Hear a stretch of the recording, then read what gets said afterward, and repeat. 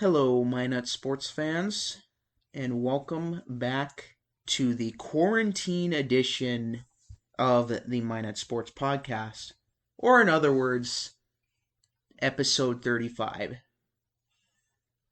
So, as you guys know right now, what's going on in the world with COVID 19, the coronavirus, impacting daily lives everywhere, and that just so happened to include sports. So we all have to stay in quarantine, stay at home, unless you are an essential worker, which we should all give thanks to all the hardworking employees out there in the midst of this pandemic. We should all be thankful for you guys. And yeah, there is that. So, welcome back, guys. I just want to open up by saying I apologize for the lengthy hiatus there for about 3 weeks. I've just been stuck with just lots to do for online classes and coursework. Of course, mine at State through Blackboard, mine at High through Google Classroom, if I'm not mistaken. Correct me if I'm wrong, guys. I know my sister's got that going on for her as well. So we're all going through it. But yes, it's been a grind with the online classes, trying to get all sorts of work done, and so I haven't had much time to get some episodes pumped out, and mostly also because, of course, there's less sports news content to go through. And so usually I want to be able to have my episodes be double digits, so 10 minutes or above, so I don't bore you guys with a shorty. Rather, keep it full of something that's worth listening to. So, yeah, again, I apologize for the long break, but thank goodness I'm now starting to have some more free time on my hands, getting some crucial gen ed stuff out of the way.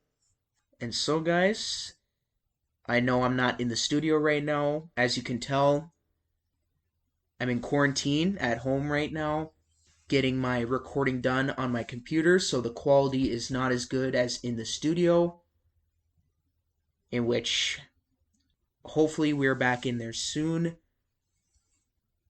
But with this coronavirus, we are unsure of how long it's going to last, how long until we can all get back to our normal lives and sports. When will that make a return? But as of right now, guys, we just grind through this because we're all in it together. This is something that life has thrown us, and we just got to deal with it and let the Lord guide us through it. And so, with that, I'm done talking coronavirus. Don't want to make you guys bored out of your minds with COVID this, COVID that. That's not what we're here for. What we're here for is some Minot Sports Talk. And so I want to welcome you guys in to episode 35. It's been a long break since episode 34, right before the sports world stopped, canceled, pushed back, or suspended, whatever you want to call it.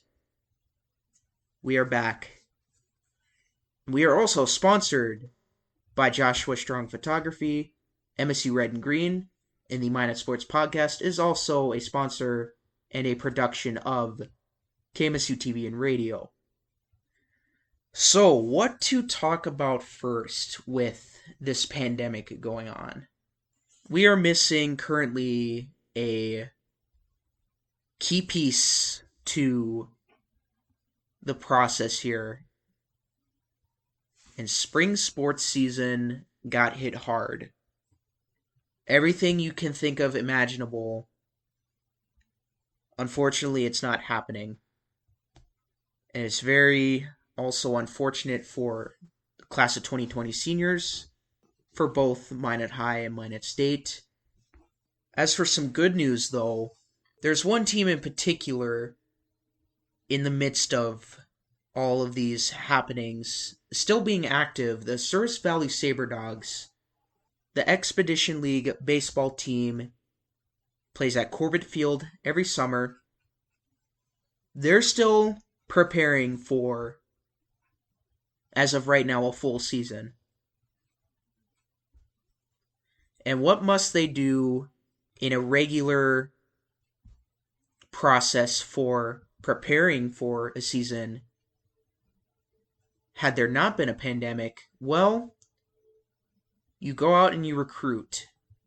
So just like Minot State, the Souris Valley Saberdogs follow a similar recruiting process, getting all sorts of baseball players in and around the nation. I believe with Expedition League rules, you can only recruit certain players from certain leagues and or divisions. That or you're either limited. I don't know the full rules exactly. Just by looking at the Saberdogs acquisitions here, I bet they can kind of get some leeway out of it. Let's talk about it, shall we? So for the Saberdogs, they have been busy with recruiting. I believe a few episodes back, when their first recruits came in, I guess not much has been said about them other than these recruits, with Ivan Pragine, Mason Turner from Nicholls State, the big one with Cam Hansen coming from Tennessee. That's a big name school right there. Caleb Reese from Mississippi College. I'm not exactly sure how far we got, guys, but if none of those names sound familiar, I'll just refresh your brains here. So again, the four guys I mentioned already, Ivan Pragine, Mason Turner, Cam Hansen, and Caleb Reese, the first four Saberdogs recruits. Ivan is an infielder. Mason Turner is a right-handed pitcher and an outfielder. So multi-position guy there. Cam Hansen, the big one from Tennessee, right-handed pitcher as well. Caleb Reese, an infielder, like I said, from Mississippi College. Let's continue on down the list since, again, I don't know how far we got last time in episode 34.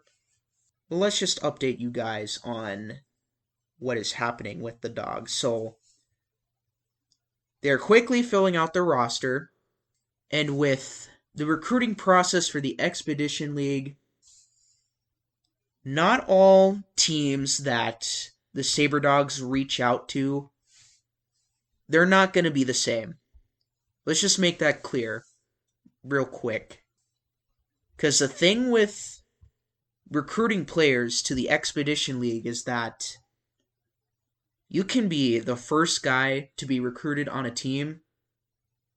Oh, and by the way, the guys that the Saberdogs get these players from, I was referring to the rules. Basically, I don't know the limit for how many D1 players the Saberdogs can recruit,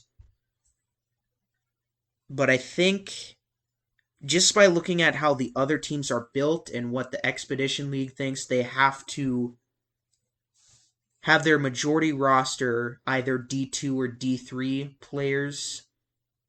That's kind of an assumption on my end. Again, I'm not fully aware, But because the Dogs have Cam Hansen from University of Tennessee, I guess there are some D1 players to be had. But as I was talking about earlier, you can be the first guy recruited to any Expedition League baseball team for the summer. But the thing with all the college baseball teams is that not every one of them is going to be the same. Some teams are going to be good, some teams are going to be bad. So if a player's respective college team doesn't make it deep into their season, you could see them showing up to the club, I guess, fairly early when the Expedition League season starts.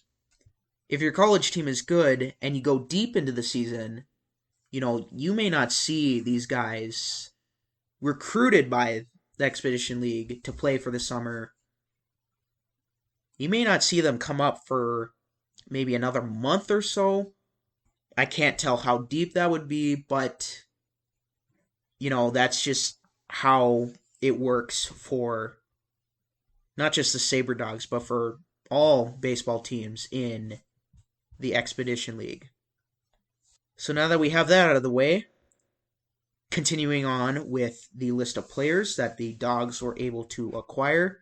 And by the way, guys, these are still pending. I believe they should still have a few more players to go through.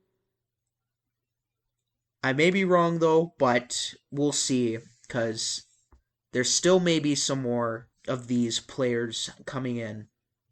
So then a right-handed pitcher from the North Georgia Nighthawks, Drew Lang. So another pitcher to the core that the Dogs are building for this summer. Hoping to play for this summer, because you never know with the coronavirus. But we want to keep it positive, as they are still preparing for a full season to be played. I'm going to butcher this name, and I really hate to butcher it because the Dogs went local with this next one, a right-handed pitcher from your Minot State University Beavers, Curtis Stoliker. And because the Minot State Beavers are in a Division II conference, a lot of their players are going to be receiving phone calls or FaceTime, whatever works best for their communication interests. A lot of the Beavers players are going to be getting in contact with Summer League baseball coaches, managers, other players, And so it's pretty common to see a league like the Expedition to be reaching out to players not just on the Beavers, but also from other teams in the same division as the Beavers. And the Dogs have gone local before. They managed to get one last year. Unfortunately, I cannot remember his name off the top of my head. I do remember, though, Jackson Picorni. He was a member of the Wheat City Whiskey Jacks, if I'm not mistaken, up in Canada. Also playing in the same league as the Dogs. So, again, the main theme is pretty common that Div 2 and Div 3 players are gonna be reached out for the most part. And then here's one university where it looks like the Saber Dogs are having good relationships with. From UTRGV, that is where these next 4 recruits come in. The King brothers, Austin and Preston. Austin is center field. Preston is an infielder. Aaron Galvin, a left-handed pitcher, so another pitcher added to the mound. He also plays outfield as well. Ramsey Amador, another from UTRGV.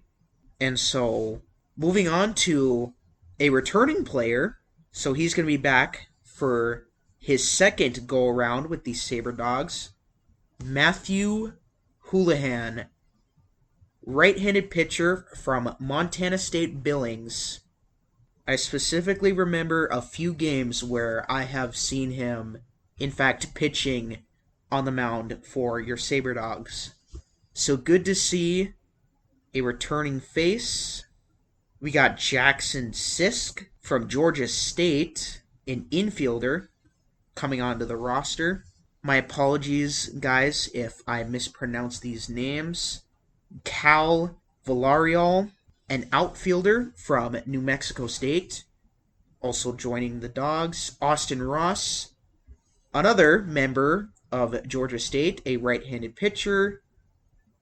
Cullen Hannigan from Rice, he is a catcher. Rice University, that is, by the way. And then a shortstop from Texas Southern, Justin Cooper. So those are the recruits so far up to date as of April 10th of 2020. There's probably going to be more, which I will keep you guys updated with those. But so far, there is your roster for the Ceres Valley SaberDogs. Planning full operation of summer baseball. And let's just hope that we do get it that soon. Moving on to some major news that happened during the break in between episodes. We also haven't talked a whole lot about Minot High football, except for one instance. I remember sharing with you guys Barry Holman resigning as head coach, either resigning or retirement. I don't want to put too much speculation into it. Whatever it was, he is no longer head coach of Minot High football. So now Minot High enters the process of hiring a new coach. A few of their options were going in-house, so probably promoting one of the assistant coaches. There could have been a possibility where a coach from another city may have wanted this chance, but that's more common usually in the college football and NFL ranks. I don't know how common it is in high school, but it's still the same. Gotta find a coach to replace Barry Holman, who's had such a storied legacy and career as Minot High coach. He put up a good record, a good winning record for Minot High as coach, and with a few appearances in the Dakota Bowl in his tenure, leading the team all the way to the final stage, someone's got some big shoes to fill. And so they do the interview process. They learn a few things from each candidate, speaking about Minot High and the activities department. And they ultimately come up with a final decision. They do go in-house. They promote an assistant coach to that head coach spot. The lucky party is Chauncey Hendershot, which I apologize, guys. I actually misspelled his name on some of the...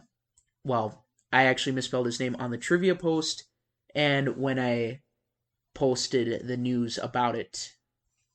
But let's not worry about that. The most important thing is that Minot High has their guy, their leader for the football squad, and Chauncey Hendershot. I actually had him as a teacher before. First semester of my senior year at Minot High, I had him as an American government teacher. And if I had to say a few things about this hire, is that this is a great move for the program. First off, Mr. Hendershot's been there as an assistant coach for, like 8, 9, 10 years or something like that. So he's no stranger to this whole operation. He's calm, cool, and collected, a calm demeanor, and a great character. And I think that is going to match well when it comes to trying to rally the team together, whether it's in a big game or losing by a little bit, or heck, even just winning by a lot, whatever situation it may be. I believe this is a good hire because I believe he can bring the team together as a whole group, come together and really focus on what is at hand. Of course, the guy he's replacing, I guess you can say he did pretty decent at what he was doing. But I think with Mr. Hendershot here, he's really going to mesh well with the student athletes for this team. And like I said, I think there's going to be a lot of rallying the troops together. And he still might find some time to get into a coaching rhythm, whatever style he wants to go through. But the one big thing is that character of his. And I believe that can prove well for getting closely connected with all the kids playing football. So overall, Minot High goes with their guy, Chauncey Hendershot, the new face of the Minot High football program, set to begin a new season this upcoming fall. And just like the Saber Dogs, they should also be prepping for a full season to be had. Some more Minot sports-worthy news that was also going down during the break between episode 34 and this one on 35. The Toros had some players recognized. Congrats to forward Kyler Clevin and defenseman Owen Bumgardner for being named to the North American Hockey League All-Rookie Team for the 2019-2020 season. On top of that, for Clevin, he also takes home Rookie of the Year honors. So nicely done, Kyler, and nicely done to Owen as well. Sticking with some more hockey, we had I was about to say recruit, but rather a transfer for Minot State Women's Hockey. They acquire Sydney Spicer from Lindenwood Belleville. She'll be joining the team for the upcoming 2020-2021 season. And maybe not so much Minot sports news, but I think still very worthy to share. Of course, with all sports, including the NHL, in suspension right now, I guess I should say all professional sports in suspension, that including the NHL, they're possibly discussing finishing out the season in North Dakota, probably most likely at the Ralph Engelstad Arena. It has been home for, I believe it was the 2005 World Junior Championships for the best hockey prospects, ages 16 to 20. I don't know the exact age range, but I do know, or the age limit rather, but I do know that is the age range for the players. Thanks goes out to KMOT's Joe Skarshesky for the story on that. Although it is uncertain right now, it would be fun to see that happen. What would you guys think about that? I think it would be fun. Just because it's a professional league, whole bunch of famous players we don't get to see very often. Although we don't know if it'll be open for fans, but again, it's uncertain. Moving back over to Minot sports-related news, I'd like to take the time to recognize some other major Minot sports athletes that got some major awards. Starting with Minot State Women's Hockey, Sammy Jo Henry and Jordan Ivanko making All-American first team for ACHA Women's Division I hockey. For Minot High basketball, Allie Nelson and Jackson Gunville being nominated for North Dakota Miss and Mr. Basketball.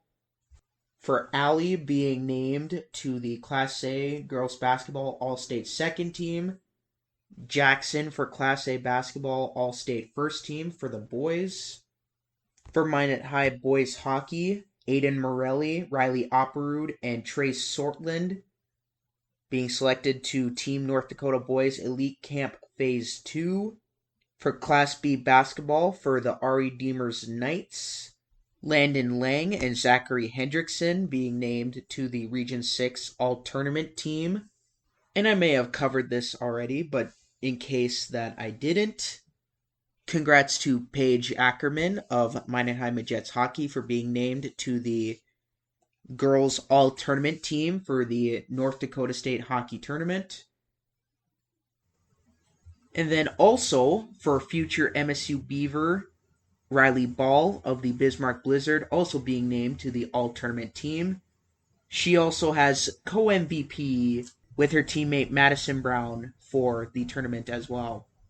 And also a good job to all the athletes in their respective team awards with both Minot High Majets and Minot State Women's Hockey hosting team award nights. And we also want to take the time to remember Coach Todd Magnuson at this time. He passed away not too long ago. Let's not forget about his legacy and all the work he has put to the Minot High Majets basketball program. May Coach Magnuson rest in peace, and may he never be forgotten. And so with that, I just want to point out, guys, that the Minot Sports Podcast is a production of KMSU TV and Radio, sponsored by Joshua Strong Photography and the MSU Red and Green. Again, guys, I do apologize for the break in between episodes. Just took some time to get used to online classes, and it's been also rather busy to be able to record and just haven't had the time for it. And also with a shortage of sports coverage, I want to be able to make enough time for each episode for you guys.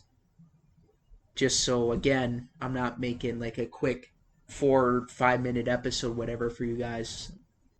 It has to be of good quality with 10 minutes or above. But I also want to point out, guys, that I just thank you for sticking with the podcast as we are now going through these tough times. It's been tricky to come up with content, but thank goodness I got some critical gen ed homework and other major coursework done online. So now I have a little bit more free time for the next couple weeks. I'm not sure if I'm going to be recording every day, but I can ensure that I should have an episode out here and there, hopefully more than 10 minutes long. As always, guys, thank you. I'm glad to be back for the time being of what's going on right now.